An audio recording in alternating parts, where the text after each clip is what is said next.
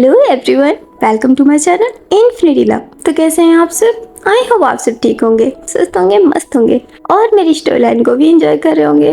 तो आज यहाँ पे मैं the love he never said का नेक्स्ट पार्ट लेके आई हूँ। लेकिन उससे पहले अगर चैनल पर कोई भी न्यू विजिट कर रहा है तो प्लीज़ मेरे चैनल को सब्सक्राइब कर लीजिए। और अगर आपको मेरी स्टोरी पसंद आए तो उसे लाइक, कमेंट, शेयर और अपने दोस्तों को भी रेकमेंड कीजिए। तो चलिए अब हम आगे बढ़ते हैं। तो जैसे कि हमने लास्ट पार्ट में देखा था कि विंग के पास एक अननोन कॉल आता है, जिसके बाद विंग बहुत ज़्यादा परेशान हो जाता है। तो अब आगे विंग सीधा कॉलेज से निकल के हॉस्पिटल पहुंचता है, जहां पे मिसेस ली और चैंग पहले से ही मौजूद होते हैं और वो डॉक्टर से बात कर रहे होते हैं।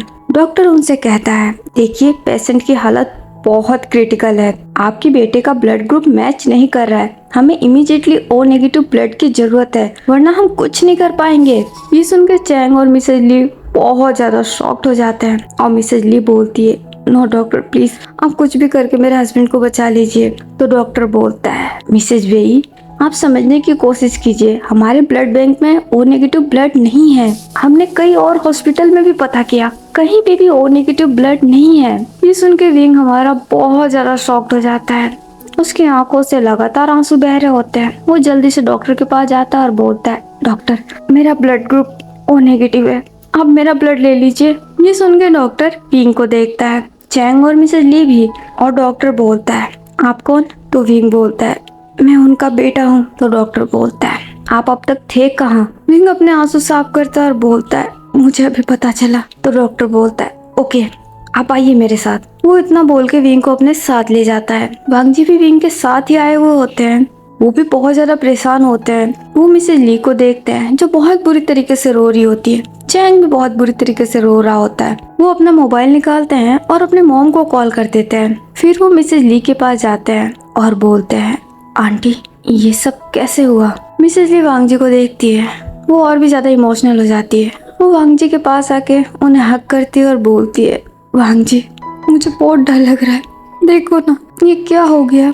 तो वांग जी बोलते हैं, डोंट वरी आंटी, अंकल को कुछ नहीं होगा, आप प्लीज परेशान मत होइए। लेकिन ये सब अचानक कैसे? मिसेज ली हक ब्रेक करती है और बोलती है, मुझे नहीं पता वांग जी, वो तो अच्छे से ऑफिस के लिए निकले थे, फिर ये एक्सीडेंट, मेरे तो कुछ भी समझ में नहीं आ रहा है। चैंग अब रोते हुए वहाँ से साइड में चला जाता है। तो वांग जी बोलते हैं, डोंट वरी आंटी, सब कुछ ठीक हो जाएगा, भरोसा रखिए। मिसेज ली भी हाँ में सर हिला देती है। वांग जी अब आईसीयू की तरफ देखने लगता है। उधर विंग हमारा जब अपने डैड को देखता है, जिनकी हालत बहुत खराब होती है, वो उन्हें देख के बहुत बुरी तरीके से टूट जाता है। वो पहले ही अपने मॉम को खो चुका है, अब वो अपने डैड को नहीं खोना चाहता। उसकी आंखों से लगातार आंसू बहने लगता है। नर्स विंग का ब्लड टेस्ट करती है, उसका ब्लड डॉक्टर वेई के ब्लड ग्रुप से मैच कर जाता है। विंग अपने डैड को ब्लड डोनेट करता है। थोड़ी देर बाद वहाँ पे मैडम लैन भी आती है, वो भी बहुत परेशान होती है। वो सीधा अपनी बहन के पास जाती है। मिसेज ली अपनी बहन को देख के बहुत इमोशनल हो जाती है। वो मैडम लैन के गले लग जाती है और बोलती है, अच्छा हुआ तुम आ गई, मुझे बहुत डर लग रहा था। मैडम लैन के भी आंखों में आंसू होते हैं। वो अपनी बहन को कंसोल करती है और बोलती है, घबराओ नहीं दीदी, कुछ नहीं होगा, भाई साहब जल्दी ठीक हो जाएंगे। लेकिन ये सब हुआ कैसे? मिसेज ली उन्हें भी बता देती है कि उन्हें कुछ नहीं पता। उनके पास सीधा हॉस्पिटल से ही कॉल आया और उन्हें बताया गया कि उनके हस्बैंड का एक्सीडेंट हो गया है। थोड़ी देर बाद वहाँ पे वैनचिंग, सिचेन, मेंग्याओ, निये, ये सब लोग भी आ जाते हैं। वांग जी की नजर तो ओनली आईसीयू पे टिकी होती है। थोड़ी देर बाद विंग भी वहाँ से बाहर आता है। वांग जी सीधा विंग के पास जाता है। विंग बहुत बुरी तरीके से टूट चुका होता है, उसकी हालत बहुत खराब होती है। वांग जी उसके पास जाके उसे होल्ड करते हैं और बोलते हैं, विंग। विंग की आंखों से लगातार आंसू गिर रहे होते हैं। वो वांग जी को देखता है और उन्हें हग कर लेता है और बहुत रोने लग जाता है। उसको इतना रोता देख वांग जी की आंखों में भी आंसू आ जाते हैं। वो उसके बैग को रब करते हैं और बोलते हैं, विंग प्लीज रो नहीं, कुछ नहीं होगा अंकल को, अंकल ठीक हो जाएंगे। विंग कुछ नहीं बोलता, सिर्फ वांग जी को हक किए खूब रोता है। तभी वहाँ पे मेंग्याओ भी आ जाता है। वो भी विंग के शोल्डर पे हाथ रखता है और बोलता है, विंग अब मेंग्याओ को देखता है। मेंग्याओ के भी आंखों में आंसू होते हैं और वो बोलता है, घबराओ नहीं विंग, अंकल ठीक हो जाएंगे, उन्हें कुछ नहीं होगा, भरोसा रखो। विंग भी हाँ में सर हिला देता है। पेंचिंग सीधा चैंग के पास जाती है। वो अकेला बैठा खूब रो रहा होता है। वो अपने आप को अभी यूजलेस समझ रहा होता है, क्योंकि वो अपने डैड को ब्लड तक नहीं दे पाया। आज उनकी जान खतरे में है और वो कुछ नहीं कर सकता उन्हें बचाने के लिए। वो खुद को बहुत ही हेल्पलेस फील कर रहा होता है। उसकी ये हालत देख के वैनजिंग को भी बहुत बुरा फील होता है। वो हिम्मत करके उसके पास जाती है, उसके शोल्डर पे हाथ रखती है और बोलती है चैंग। चैंग उसकी तरफ देखता है, उसकी आंखों में आंसू होता है। वो वैनजिंग को देख के उठ के खड़ा हो जाता है और बोलता है वैनजिंग। वैनजिंग पहले तो अपनी नजरें नीचे झुका लेती है। वो अपने दोनों हाथों को आपस में ही मसलने लगती है। उसने कई दिनों से चैंग से बिल्कुल बात नहीं की है, लेकिन जब आज उसे पता चला कि चैंग के डैड का एक्सीडेंट हो गया तो वो खुद को कंट्रोल नहीं कर पाई और सीधा दौड़ी यहाँ चली आई। वो अपनी नजरें उठा के चैंग को देखती है और बोलती है चैंग प्लीज परेशान मत हो, अंकल को कुछ नहीं होगा, वो ठीक हो जाएंगे, भरोसा रखो। ये सुन के चैंग और भी ज्यादा इमोशनल हो जाता है। वो बिना कुछ बोले वैनजिंग को हक कर लेता है और खूब रोता है। वैनजिंग इससे पहले तो थोड़ा हैरान हो जाती है, लेकिन फिर वो चैंग के बैग को रब करती है और बोलती है चैंग प्लीज संभालो खुद को, कुछ नहीं होगा अंकल को। तो चैंग बोलता है वैनजिंग मैं कैसा बेटा हूँ, आज मेरे डैड की जान खतरे में है, लेकिन मैं उनके लिए कुछ कर भी नहीं सकता। मेरे डैड ने मेरे लिए बहुत कुछ किया है, मेरी हर डिमांड को पूरा किया है, लेकिन आज मैं उनके लिए कुछ नहीं कर पा रहा हूँ। मैं बहुत यूजलेस हूँ, मुझे खुद से नफरत हो रही है। ये सुन के वैनजिंग को बहुत बुरा लगता है और वो बोलती है नहीं चैंग प्लीज ऐसा मत बोलो, इसमें तुम्हारी कोई गलती नहीं है, खुद को ब्लेम करना बंद करो और अंकल को कुछ नहीं होगा, मैं कह रही हूँ ना भरोसा रखो, वो जल्दी ठीक हो जाएंगे। चैंग हक ब्रेक करता है, वो वैनजिंग को देखता है, वो उसका हाथ पकड़ लेता है और बोलता है सच में वैनजिंग मेरे डैड ठीक हो जाएंगे ना, उन्हें कुछ नहीं होगा ना। वैनजिंग भी हाँ में सर हिलाती है और बोलती है हाँ चैंग उन्हें कुछ नहीं होगा, वो बिल्कुल ठीक हो जाएंगे, लेकिन तुम्हें खुद को संभालना होगा। चैंग हाँ में सर हिला देता है। तभी वहाँ पे सिचैन भी आ जाते हैं। वो चैंग को देखते हैं, उनकी हिम्मत नहीं हो रही होती है चैंग के पास जाने की, लेकिन वो हिम्मत करके उसके पास जाते हैं। चैंग सिचैन की तरफ देखता है तो सिचैन बोलते हैं चैंग तुम परेशान मत होना, अंकल ठीक हो जाएंगे। चैंग भी हाँ में सर हिला देता है। तभी वहाँ पे पुलिस आ जाती है। पुलिस को देख के सब बहुत हैरान होते हैं। पुलिस सीधा आईसीयू के पास जाता है। विंग वहीं पे खड़ा होता है, वो भी पुलिस को देख के थोड़ा हैरान हो जाता है। तभी आईसीयू से डॉक्टर निकलता है। इंस्पेक्टर डॉक्टर के पास जाता है और बोलता है डॉक्टर क्या पेशेंट को होश आ गया है, हमें उनका स्टेटमेंट लेना है। तो डॉक्टर बोलता है नहीं अभी आप उनका स्टेटमेंट नहीं ले सकते, उन्हें अभी होश नहीं आया है, उन्हें शायद आज नाइट में या फिर कल मॉर्निंग में होश आएगा। तो इंस्पेक्टर बोलता है तो क्या मैं उनकी फैमिली से मिल सकता हूँ। डॉक्टर हाँ में सर हिलाता है। वो विंग को देखता है और बोलता है ये रहे उनके बेटे। इंस्पेक्टर अब विंग की तरफ देखता है, विंग भी उसके पास आ जाता है। तो इंस्पेक्टर बोलता है आप मिस्टर वैनचांग के बेटे हैं। विंग हाँ में सर हिला देता है। तो इंस्पेक्टर बोलता है हमें आपसे कुछ पूछताछ करनी होगी। ये सुन के विंग थोड़ा हैरान होता है, वांग जी भी हैरान होते हैं। वो अब इंस्पेक्टर के पास आते हैं और बोलते हैं क्या बात है इंस्पेक्टर। इंस्पेक्टर अब वांग जी की तरफ देखता है और बोलता है आप कौन। तो वांग जी बोलते हैं मैं विंग का दोस्त हूँ। तो इंस्पेक्टर बोलता है देखिए ये एक्सीडेंट केस है, इसलिए हमें पूछताछ करनी होगी, क्योंकि हमें पता चला है कि मिस्टर वैनचांग से जिस कार को ड्राइव कर रहे थे वो कार उनकी नहीं थी, इसलिए हमें डाउट है कि ये किसी की सोची समझी साजिश भी हो सकती है, इसीलिए हम पूछताछ करना चाहते हैं। तो विंग बोलता है यस इंस्पेक्टर आप बिल्कुल सही कह रहे हैं, वो कार डैड की नहीं थी, वो कार मेरी थी। एक्चुअली डैड की आज एक इम्पोर्टेंट मीटिंग थी और उनकी कार खराब हो गई थी, इसीलिए मैंने उन्हें अपनी कार दे दी। ये सुन के मिसेज ली बहुत ज्यादा शॉक्ड हो जाती है। वो हैरानी से विंग को देखने लगती है। तो इंस्पेक्टर बोलता है ओके मैं नाइट में आता हूँ, जब तक मैं मिस्टर वेई का स्टेटमेंट नहीं ले लेता तब तक आप में से कोई उनसे मिल नहीं सकता, आप समझ गए। विंग भी हाँ में सर हिला देता है। इंस्पेक्टर अब डॉक्टर को देखता और बोलता है ओके डॉक्टर जैसे ही मिस्टर वेई को होश आए आप सबसे पहले मुझे इन्फॉर्म करेंगे। डॉक्टर भी हाँ में सर हिला देता है। इंस्पेक्टर अब वहाँ से चला जाता है, लेकिन मिसेज ली के तो पसीने छूटने लगते हैं। वो बहुत ज्यादा घबरा जाती है। ये देख मैडम लैन कंफ्यूज हो जाती है और बोलती है दीदी क्या हुआ। मिसेज ली मैडम लैन की तरफ देखती है और वो ना में सर हिला देती है। मैडम लैन उनका हाथ पकड़ लेती है और बोलती है मैंने बोला ना आप बिल्कुल परेशान मत होइए, सब कुछ ठीक हो जाएगा, भरोसा रखिए। मिसेज ली भी हाँ में सर हिला देती है। विंग डॉक्टर को देखता है और बोलता है डॉक्टर डैड कैसे हैं। तो डॉक्टर बोलता है टाइम पे ब्लड मिलने की वजह से अब वो खतरे से बाहर है। ये सुन के हमारे विंग को थोड़ी राहत मिलती है। ये सुन के वांग जी भी खुश हो जाते हैं। मिसेज ली और चैंग भी वहाँ आ जाते हैं।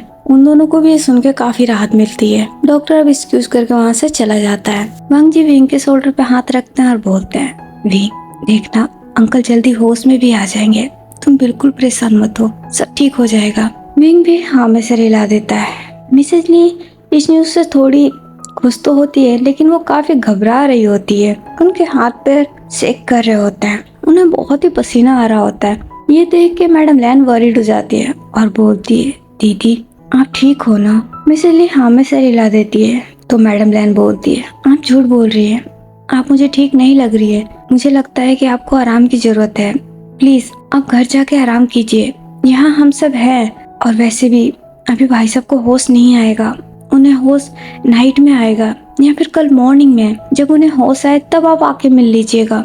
मिसेज ली कोई जवाब नहीं देती, वो चुप ही रहती है। तभी वांग जी आगे आ जाते हैं और बोलते हैं, हाँ आंटी, मॉम सही कह रही है, आपको घर जाके आराम करना चाहिए, यहाँ पे हम सब हैं। मिसेज ली वांग जी की तरफ देखती है, वो हाँ में सर हिला देती है। वांग जी एक छोटी सी स्माइल करते हैं, फिर वो चैंग को देखते हैं और बोलते हैं, चैंग एक काम करो, तुम अपनी मॉम के साथ जाओ और उनका ख्याल रखना।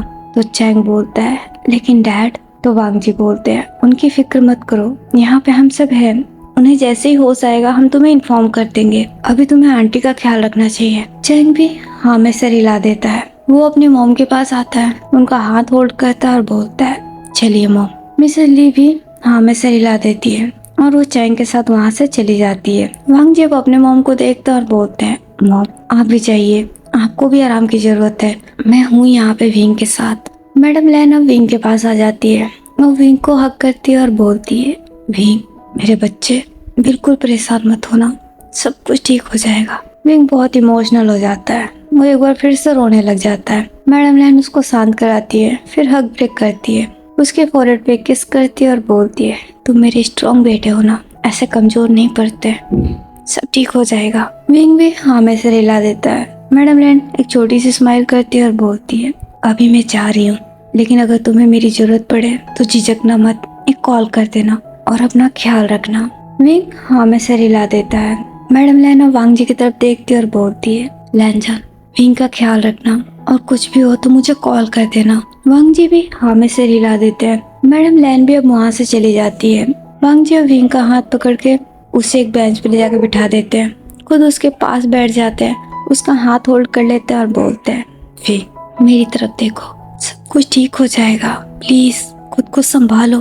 तुमने सुना ना डॉक्टर ने क्या कहा, अंकल खतरे से बाहर है, उन्हें बहुत जल्दी होश भी आ जाएगा। विंग के आंखों में आंसू आ जाते हैं, वो वांग जी को हक कर लेता है। वांग जी भी उससे हक बैक करते हैं। लेट नाइट को मिस्टर वेई को होश आ जाता है। पुलिस उसी समय आती है उनका स्टेटमेंट लेने। वो सबसे पहले उनका स्टेटमेंट लेती है और फिर वो वहाँ से चली जाती है। उसके बाद विंग जाता है। मिस्टर वेई विंग को देखते हैं। विंग बहुत इमोशनल हो गया होता है। वो सीधा अपने डैड के पास जाता है और उनके सीने से लग जाता है, खूब रोता है वो। मिस्टर वेई को बहुत बुरा फील हो रहा होता है, वो उससे कुछ कहना चाहते हैं लेकिन वो भी बोल नहीं पा रहे होते हैं। तभी नर्स बोलती है, प्लीज पेशेंट को अभी डिस्टर्ब मत कीजिए, अभी उन्हें आराम की जरूरत है। ये सुन के विंग अलग हो जाता है। वो सिस्टर की तरफ देखता है और हाँ में सर हिला देता है। मॉर्निंग के समय सब लोग आके फिर मिस्टर वेई से मिलते हैं। मिस्टर वेई मिसेज ली को ही देख रहे होते हैं एक टक करके। मिसेज ली उनसे काफी कुछ कह रही होती है लेकिन वो उन्हें कोई जवाब नहीं दे रहे होते हैं, सिर्फ उन्हें देखे ही जा रहे होते हैं। चैंग अपने डैड को होश में देख के बहुत रोता है, वो उनके गले लग के जी भर के रोता है। मिस्टर वेई की आंखों में भी आंसू आ जाते हैं। सब लोग मिलके फिर वहाँ से चले जाते हैं। दोपहर के समय मिस्टर वेई गहरी नींद में होते हैं। वांग जी उन्हीं के पास बैठे होते हैं। तभी अचानक से मिस्टर वेई विंग का नाम लेके अचानक से उठ जाते हैं। ये देख वांग जी थोड़े हैरान होते हैं। मिस्टर वेई के माथे पे बहुत पसीना होता है, वो बहुत घबराए हुए होते हैं। वांग जी उनके पास जाते हैं और बोलते हैं, अंकल क्या हुआ आपको? मिस्टर वेई खुद को शांत करते हैं और बोलते हैं, विंग। तो वांग जी बोलते हैं, वो यही है, डॉक्टर के पास गया है, बस आता ही होगा, आप ठीक है ना? मिस्टर वेई हाँ में सर हिला देते हैं। वांग जी पानी का गिलास लेते हैं और वो मिस्टर वेई को पहले पानी पिलाते हैं। पानी पिला के फिर से उन्हें ठीक से लिटा देते हैं और बोलते हैं, अंकल क्या हुआ है? आप इतने घबराए हुए क्यों हैं? मिस्टर वही वांग जी की तरफ देखते हैं। उनकी आंखों में आंसू आ गए होते हैं। वांग जी इससे और भी परेशान हो जाते हैं और बोलते हैं, अंकल क्या हुआ है? आप मुझे डरा रहे हैं, प्लीज बताइए। मिस्टर वही अपनी नजरें झुका लेते हैं और बोलते हैं, वांग जी मुझे माफ कर दो, मुझे उस दिन तुम पे हाथ नहीं उठाना चाहिए था, मुझसे बहुत बड़ी गलती हो गई। तो वांग जी बोलते हैं, अंकल आप ये क्या बोल रहे हैं? आप मुझसे बड़े हैं, प्लीज मुझसे माफी मत मांगिए। तो मिस्टर वे बोलते हैं, नहीं वांग जी, मैंने सच में गलती की, मुझे ऐसा नहीं करना चाहिए था। तुम गलत नहीं थे, तुमने जो मुझसे सवाल किया वो बिल्कुल सही था। गलत तो मैं हूँ, मैंने हमेशा गलती किया है, खासकर विंग के साथ। लेकिन वांग जी, मैं विंग से नफरत नहीं करता और ना ही कभी कर सकता हूँ। वो मेरा बेटा है। तुम्हें पता है, मैं एक गरीब अनाथ था, मेरा इस पूरी दुनिया में कोई नहीं था। मेरी लाइफ बहुत मुश्किलों भरी थी, मेरे पास कोई एक ऐसा इंसान नहीं था जिसे मैं अपना कह सकूं। लेकिन फिर एक दिन मेरी जिंदगी में एक एंजल आई जो कि बहुत खूबसूरत थी, जिसका प्यार भरा दिल था। और उस एंजल को मुझ जैसे गरीब इंसान से प्यार हो गया। मुझे मेरी किस्मत पे विश्वास नहीं हुआ कि कोई मुझ जैसे इंसान से प्यार भी कर सकता है। और वो थी विंग की मॉम, एक रईस घर की बेटी जो ऐसो आराम में पली बड़ी थी। लेकिन उसके बावजूद वो मुझ जैसे अनाथ गरीब के साथ प्यार में पड़ गई। मैं भी उससे बहुत प्यार करता था, क्योंकि उसके आने के बाद मेरी पूरी दुनिया बदल गई। मुझे दुनिया के सारे सुख मिल गए। हम दोनों एक दूसरे से बहुत प्यार करते थे। कांगसे ने मुझे बताया था कि वो सिंगर बनना चाहती है। मैं भी ये जान के बहुत खुश हुआ। मैं उसे सपोर्ट करना चाहता था, लेकिन शायद किस्मत को कुछ और ही मंजूर थी। उसके मॉम डैड हमारे रिश्ते के खिलाफ थे। वो नहीं चाहते थे कि वो मुझसे मिले। लेकिन कांगसे मुझसे बहुत प्यार करती थी। उसने कभी मेरा साथ नहीं छोड़ा। उसने मेरे लिए अपने परिवार को छोड़ दिया। हम दोनों ने शादी कर ली। मेरे पास कुछ भी नहीं था उसे देने के लिए। जो लड़की बचपन से सारे ऐसो आराम में पली बड़ी थी, उसने मुझ जैसे इंसान से शादी की जिसके पास कुछ भी नहीं था, एक नौकरी तक नहीं। लेकिन उसने इस बात को भी नजरअंदाज कर दिया। वो खुद मेरे साथ खड़ी हो गई। उसने कड़ी मेहनत की, अपना घर बनाया, खुद बड़ी हुई, साथ साथ मुझे भी बड़ा किया। हम दोनों ने मिलके अपने सपनों का घर बनाया। हम दोनों की एक छोटी सी दुनिया थी जिसमें हम दोनों बहुत खुश रहते थे, क्योंकि हम दोनों एक दूसरे से बहुत प्यार करते थे। जब कांगसे ने एक अच्छी जिंदगी हासिल की, तब उसने फैसला किया कि अब वो अपनी फैमिली प्लानिंग करेगी। मैं भी इस बात से बहुत खुश था। हम दोनों तैयार थे और फिर वो प्रेग्नेंट हुई। जब ये बात मुझे पता चला, मैं तुम्हें बता नहीं सकता मैं कितना खुश हुआ। और मुझसे कहीं ज्यादा खुश वो हुई। उसे तो ऐसा लग रहा था उसने पूरी दुनिया जीत ली हो। लेकिन इस खुशी के साथ साथ गम भी आया। उसकी प्रेगनेंसी में कॉम्प्लिकेशन थे। डॉक्टर ने बोला कि अगर उसने इस बच्चे को कैरी किया तो उसकी जान को भी खतरा हो सकता है। ये सुन के हम दोनों टूट गए। बच्चा मैं भी चाहता था, लेकिन उसे खो के नहीं। मैंने उसे बहुत समझाया कि मैं बच्चा अडॉप्ट कर लूंगा, लेकिन वो जिद पे अड़ गई। उसने बोला नहीं, उसे खुद का बच्चा चाहिए। वो ट्रीटमेंट कराएगी, वो हर इलाज लेगी, लेकिन बच्चा तो वो खुद का ही चाहती है। मैंने उसकी ये बात भी मानी, ट्रीटमेंट कराया। उसकी प्रेगनेंसी थोड़ी ठीक होने लगी, लेकिन फिर डिलीवरी की डेट आ गई, सिर्फ 8 मंथ में ही। इस बात से मैं बहुत ज़्यादा डर गया कि कहीं डॉक्टर की कही भी बात सच ना हो जाए। मैं उसे किसी भी कीमत पे खोना नहीं चाहता था। बच्चा चाहिए था मुझे, लेकिन उसे खो के नहीं। मेरे लिए सबसे ज़्यादा जरूरी वो थी, उससे ज़्यादा और कुछ भी नहीं। मैं बहुत डर गया, मैंने बहुत प्रे किया। फिर शायद गॉड को मुझ पे दया आ गई। उसकी डिलीवरी अच्छे से हुई और उसने विंग को जन्म दिया। विंग और कांगसे दोनों ठीक थे, लेकिन विंग थोड़ा कमजोर हुआ क्योंकि उसका बर्थ 8 मंथ में हुआ था। इसलिए डॉक्टर ने बोला कि उसे स्पेशल केयर की जरूरत पड़ेगी, उसका खास ध्यान रखना पड़ेगा। कांगसे इस बात के लिए भी रेडी हो गई। उसने विंग का ख्याल खुद से ज्यादा रखा, क्योंकि वो विंग से बहुत प्यार करती थी, उसके पैदा होने से पहले से ही। और जब विंग उसकी जिंदगी में आया, वो तो सब कुछ भूल गई। उसके लिए तो उसकी पूरी दुनिया विंग ही बन गया था। वो अपना सारा टाइम विंग के साथ बिताती और किसी चीज का उसे ख्याल ही नहीं था। मैं भी बहुत खुश था, क्योंकि मेरी फैमिली कंप्लीट हो गई थी। मैं, मेरी कांगसे और मेरा एक छोटा सा बेटा विंग, जिससे मैं बहुत प्यार करता था। लेकिन फिर न जाने किसी की नजर लग गई हमारी खुशी को। मेरी कांगसे बीमार हो गई। मैंने उसे बहुत डॉक्टरों को दिखाया, बहुत इलाज कराया, लेकिन सबने बोल दिया कि वो नहीं बचेगी। तुम्हें पता है वांग जी, उस समय मैं मर गया था, क्योंकि मेरे पास उसके अलावा और कोई नहीं था। मैं उससे बहुत प्यार करता था। जब ये बात उसे पता चली तो उसे दुख सिर्फ इस बात का था कि वो अपने बेटे के साथ ज्यादा समय नहीं बिता पाएगी। उसे खुद की फिक्र नहीं थी, उसे मेरी फिक्र नहीं थी, उसे फिक्र सिर्फ अपने बेटे की थी। और उसने जाते जाते मेरे साथ सबसे बड़ा अन्याय किया। उसने मुझे कसम दी कि मैं विंग के लिए नई माँ लेके आऊं जो उसका ख्याल रखे। अब तुम बताओ, मैंने उसके अलावा कभी किसी के बारे में सोचा तक नहीं। मैं उससे बहुत प्यार करता और वो चाहती थी कि मैं किसी और से शादी कर लूं सिर्फ इसलिए ताकि उसके बेटे को एक माँ मिल सके। उसने एक बार भी मेरे लिए नहीं सोचा कि क्या मैं ये कर पाऊंगा, क्या ये मेरे लिए आसान होगा। उसने हमेशा सिर्फ अपने बेटे के लिए सोचा, आखिरी वक्त तक। और फिर वो हमें छोड़ के चली गई। मैं इस सदमे को बर्दाश्त नहीं कर पाया वांग जी। मैं टूट गया। मैं विंग से नफरत नहीं करता था, मैं उससे नाराज हो गया। मुझे लगने लगा कहीं ना कहीं यही वो वजह है जिसकी वजह से मैंने अपना प्यार खो दिया। लेकिन मैं शायद गलत था। इसमें विंग की गलती नहीं थी, गलती सारी मेरी थी। मेरी ही किस्मत खराब थी। मैंने बहुत गलत किया विंग के साथ। तुमने सही कहा था, मेरे जैसे बाप होने से अच्छा है कि वो अनाथ ही होता या फिर सिर्फ उसके पास उसकी मॉम होती। मैं एक अच्छा डैड नहीं हूँ, मैं बिल्कुल अच्छा डैड नहीं हूँ। मैंने मेरे बेटे के साथ ही दुश्मनों जैसा बर्ताव किया। मैं खुद को माफ नहीं कर पाऊंगा। वो इतना बोल के खूब रोने लगता है। ये सुन के तो हमारे वांग जी भी काफी इमोशनल हो गए होते हैं। उनकी आंखों से भी आंसू गिरने लगते हैं। वो मिस्टर वेई के पास जाते हैं, उनके शोल्डर पे हाथ रखते हैं और बोलते हैं, अंकल प्लीज संभालिए खुद को, मुझे माफ कर दीजिए। मैं ये सारी बातें नहीं जानता था। आप बिल्कुल बुरे डैड नहीं हैं, आप तो दुनिया के सबसे अच्छे डैड हैं।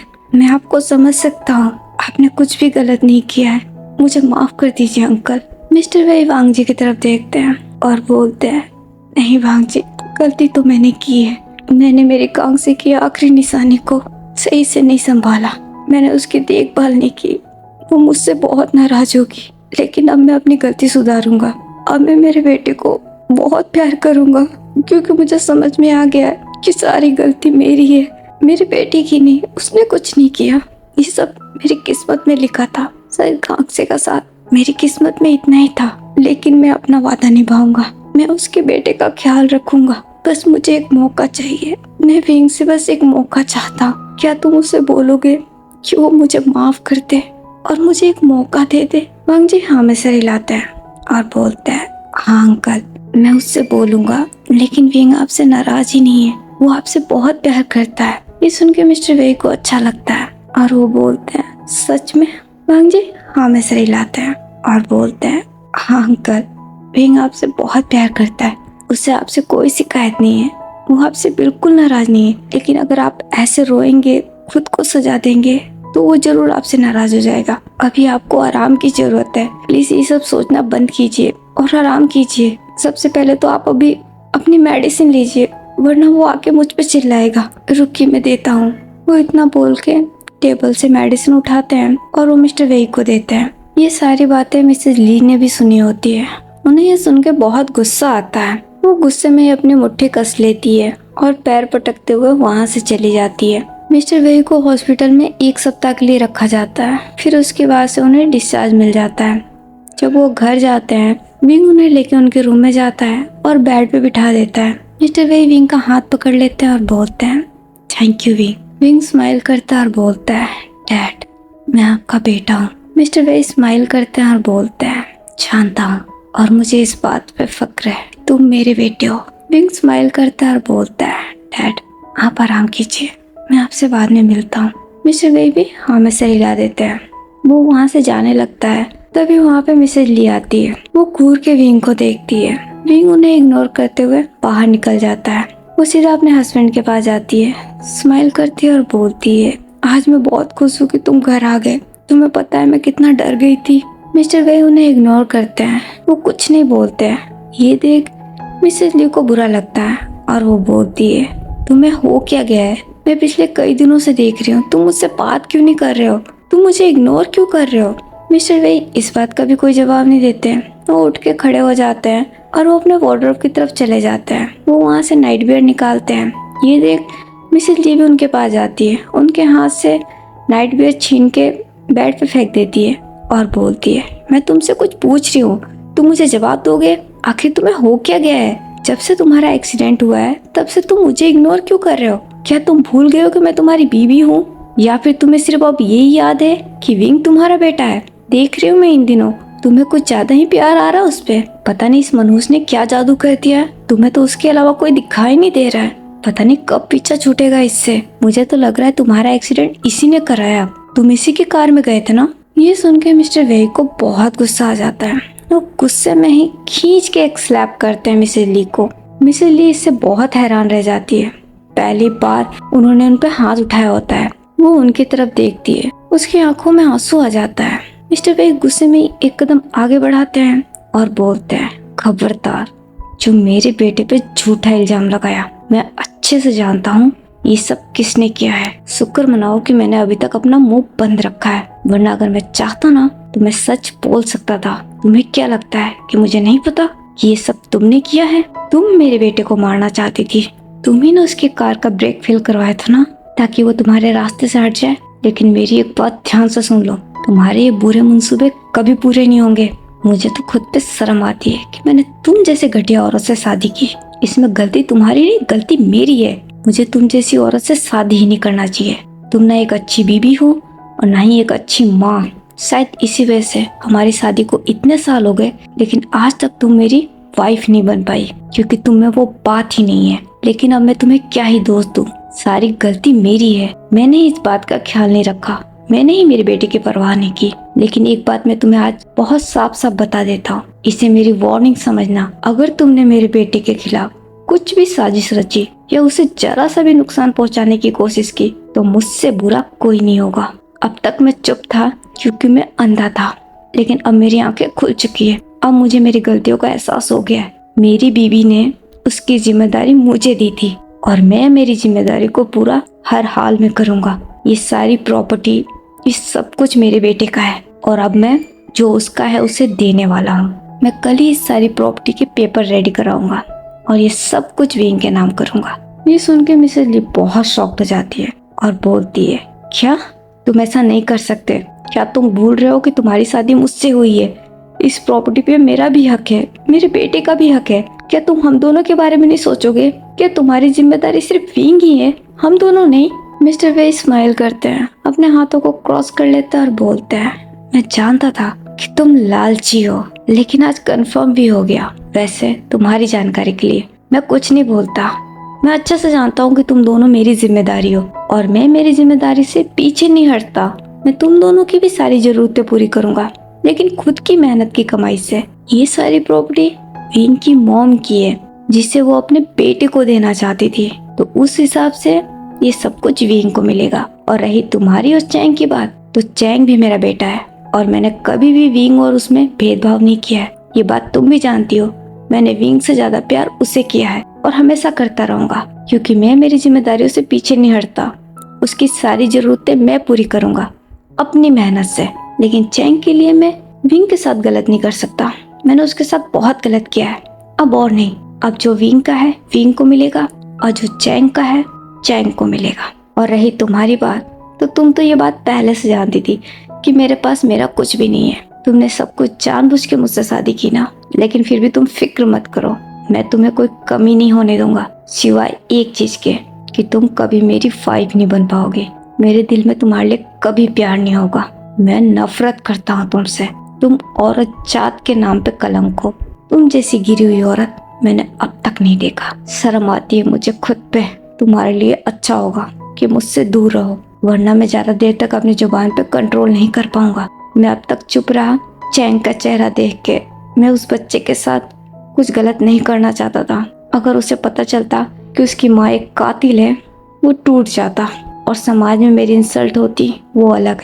इसलिए मैंने पुलिस को कुछ नहीं बताया। लेकिन अगर तुमने फिर भी अपनी आदतें नहीं सुधारी तो मैं फिर ज्यादा देर चुप नहीं रह पाऊंगा। इसीलिए कुछ भी करने से पहले सोच लेना और मेरे बेटे से दूर रहना, समझी तुम?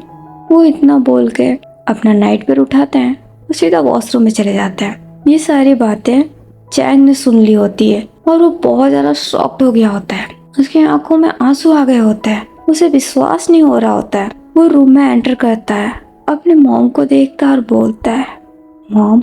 उसकी वॉइस सुन के मिसेस ली हैरान हो जाती है। वो हैरानी से उसकी तरफ देखती है। चैंग उनके पास आता है और बोलता है मॉम, क्या डैड जो कह रहे थे वो सच है? आपने विंग की कार का ब्रेक फेल किया? मिसेस ली घबरा जाती है और बोलती है नहीं चैंग, ऐसा कुछ भी नहीं है। तो चैंग बोलता है मॉम, मुझे आपसे ये उम्मीद नहीं थी। आपको पता भी है आपने क्या किया? आपकी इस गलती की वजह से मैं अपने डैड को खो देता। क्या आपने एक बार भी नहीं सोचा आप इतना नीचे कैसे गिर सकती है? माना आप विंग को पसंद नहीं करती, लेकिन आप उसे जान से मारना चाहती है। मैंने तो ये कभी सोचा ही नहीं था कि मेरी मॉम इतना नीचे गिर सकती है। मैं भी विंग को पसंद नहीं करता, लेकिन इस हद तक नहीं कि मैं उसकी जान ले लूं। मॉम, आपने ऐसा क्यों किया? आपके वजह से मैं अनाथ हो सकता था। मैं मेरे डैड को खो देता, उस डैड को जिसने मुझे बहुत प्यार किया है, जिससे मैं बहुत ज्यादा प्यार करता हूँ। मुझे तो विश्वास नहीं हो रहा है मॉम। मुझे लेके आंखों में भी आंसू आ जाता है। वो चैंग का हाथ पकड़ती है और बोलती है नहीं चैंग, तुम मुझे गलत समझ रहे हो, प्लीज मुझे समझाने का मौका दो। चैंग गुस्से में उनका हाथ झटक देता है और बोलता है क्या समझाना चाहेंगी आप? जो समझना था मैंने सुन लिया, और मुझे ये सुन के आप पे बहुत गुस्सा आ रहा है। मुझे आपसे नफरत हो रही है मॉम। मुझे खुद पे शर्म आ रही है कि आप मेरी मॉम है। Shame on you mom, shame on you. वो इतना बोल के गुस्से में वो भी वहाँ से चला जाता है। ये देख के मिसेस ली टूट जाती है, उसे बहुत हर्ट होता है। वो भी जल्दी से चैंग के पीछे चली जाती है। ओके गाइस, आज के लिए बस इतना ही।